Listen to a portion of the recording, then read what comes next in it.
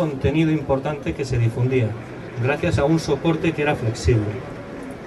Al llegar a Europa, lo que se consiguió fue que hubiera una difusión brutal de todos los conocimientos que habían sido atesorados desde Grecia, Roma, Egipto y el resto de culturas antiguas, por los religiosos especialmente.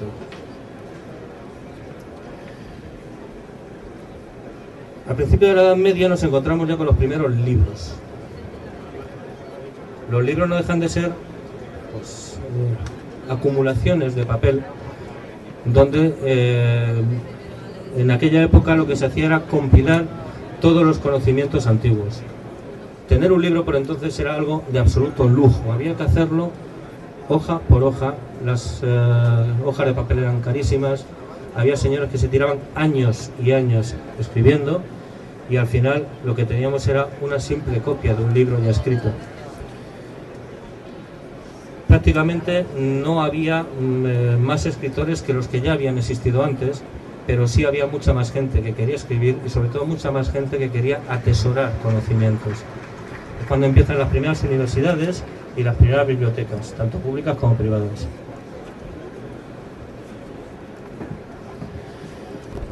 Y un buen día, pues, es cuando llega la auténtica revolución. Después de siglos y siglos de copiar obras y de transmitir conocimientos por un proceso muy lento y en el cual se fiaba todo al cuidado que ponían las personas que lo copiaban, pues llegó Gutenberg, cogió una prensa de vino, unas cuantas letras en relieve e inventó la imprenta. Y empezó a hacer 50 Biblias cuando antes se utilizaba el mismo tiempo para hacer una. En los siguientes años se empezó a mecanizar todo el proceso de impresión. Aquí bueno, podéis ver una primera imprenta, una máquina plana, una linotipia, pero en definitiva lo que se consiguió fue que el contenido, a través del papel impreso en este caso, llegara prácticamente a todos los confines del mundo civilizado. Cuando creció la industria gráfica y empezaron a popularizarse el comercio del libro, y hubo demanda ya por todas las clases populares y no solamente por los poderosos, empezaron a hacer ciertos gremios que hoy todavía perviven y que entre otras cosas forman esta feria. Los editores, que eran quienes decidían qué era lo que se publicaba y qué no. Los libreros, que eran los que vendían esos contenidos en forma de libro. Y posteriormente los distribuidores, que fueron los que se hacían cargo de recoger esos libros que habían seleccionado los editores y hacerlos llegar a los libreros para que todo el mundo pudiera tener acceso a ellos. Más o menos desde mediados del siglo XIX hasta prácticamente antes de ayer, ese ha sido el modelo actual.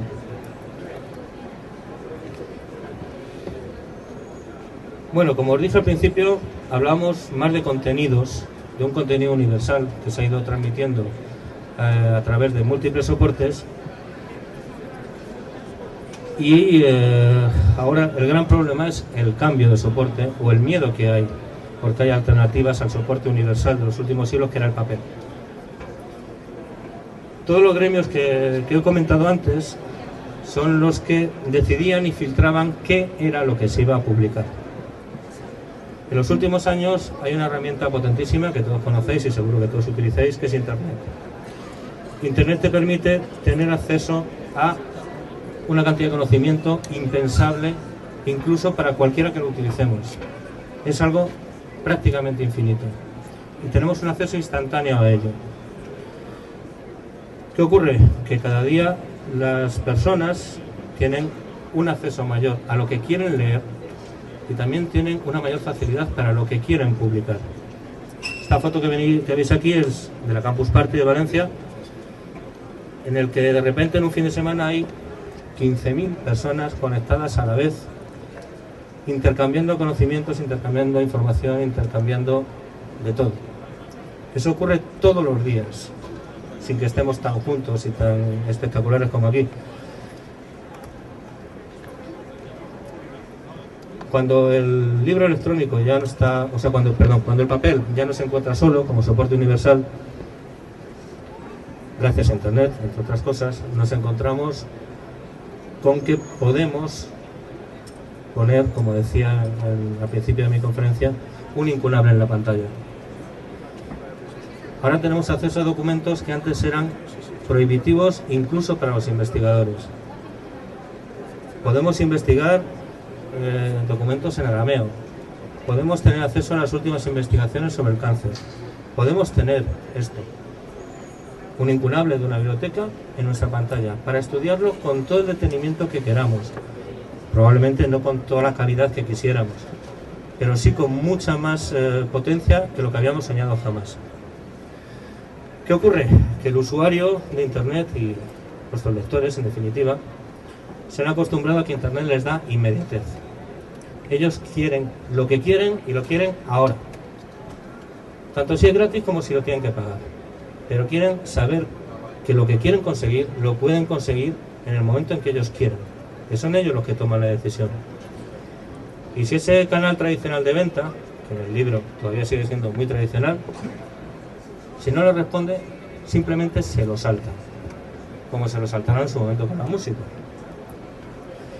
En mi opinión, esas tendencias, no del mercado ni del mundo del libro, sino de la sociedad en general, de que todos estamos empezando a usar Internet como algo que satisface de forma inmediata nuestras necesidades, son tendencias que tenemos que saber aprovechar. En el 98 se hizo el primer reproductor de MP3. 5 años después había aproximadamente 350 millones de reproductores MP3 en todo el mundo. Las discográficas seguían vendiendo CDs. Los 350 millones de usuarios que tenían un cacharrito de MP3 que se lo podían colgar de una oreja, no estaban dispuestos a seguir pagando por discos que ocupaban el doble que su cacharro. De ahí, en gran parte, vino el fenómeno, en mi opinión al menos, de la piratería musical. Si hay demanda, siempre vas a encontrar a alguien que te da lo que tú quieres. Al final, ¿qué ha ocurrido? Todas las discográficas se han ido, han quebrado, ya simplemente viven de los conciertos y de pocas cosas más, y al final el que más música vende era un señor que no tenía absolutamente nada que ver con el negocio musical, Apple. ¿Qué ocurre ahora con el negocio del libro? Algo similar. Yo soy usuario de un libro electrónico. A mí me gustaría que cuando sale la trilogía de Larson, yo tenga la oportunidad de poder comprar la versión digital de la trilogía de Larson. ¿Por qué? Porque no quiero cargar con 3 ladrillos de 1,5 kilos cada uno. Mi coche es limitado. ¿Qué ocurre? Que no lo encuentro. Vamos, sí lo encuentro. Eso es lo malo, que lo encuentro. Pero lo encuentro porque no hay una oferta. Si yo tengo una oferta en la que me ofrecen los libros que yo deseo, ese catálogo que llena todos estos stands, me lo ofrecen a un precio razonable, yo lo compro. Prefiero tener eso que no una versión pirata que probablemente es la tercera copia que se corrigió antes de la versión definitiva y que alguien, pues bueno, con malas artes ha soltado en Internet. Al final, ¿quién ganará en esto? El más gordo y el que antes se mueva. Amazon, Google, Barnes & Noble, el Corte Inglés, yo qué sé. Pero lo que está claro es que si la industria editorial no se mueve, la música tiene mucho que enseñarnos. Ahora voy a hablar un poquito de mi empresa, porque al fin y al cabo son ellos los que me pagan la estancia aquí. Desde que empezamos el año pasado, en 2008, pues intentamos prestar servicios tanto a autores como a editores. Lo que queremos es que el mundo del libro, a través de una plataforma que nos ha costado muchos meses de trabajo y mucho esfuerzo completar, puedan tener una serie de servicios que van más allá de lo tradicional. De tal forma que cada uno pueda mantener su canal tradicional de venta con sus distribuidores, con sus libreros, sus devoluciones, sus libros en depósito, etcétera, etcétera. Pero que de una forma muy sencilla y en un solo lugar también puedan tener acceso a lo más moderno, a la impresión bajo demanda de un ejemplar, con varios proveedores, no solo con nuestros patrocinadores de hoy, que uno pueda tener acceso a un contenido en formato digital, que ahora, desde hace muy poco tiempo, pueda tener acceso a formatos en EPUB, que son, digamos, el formato estándar para los